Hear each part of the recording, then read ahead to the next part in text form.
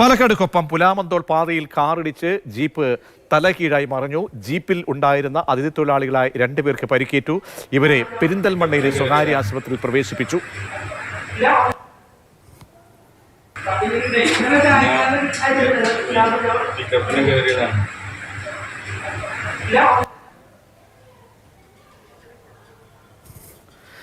അപകടത്തിന്റെ ദൃശ്യമാണ് ഇപ്പോൾ നമ്മൾ കണ്ടത്. ഗൂഗിൾ VS വിവരങ്ങൾ നൽകാൻ ചേരുന്നുണ്ട്. ഗൂഗിൾ, എന്താണ് സംഭവിച്ചത്? എപ്പോഴായിരുന്നു അപകടം? എത്ര പേർക്ക് പരിക്കേറ്റു?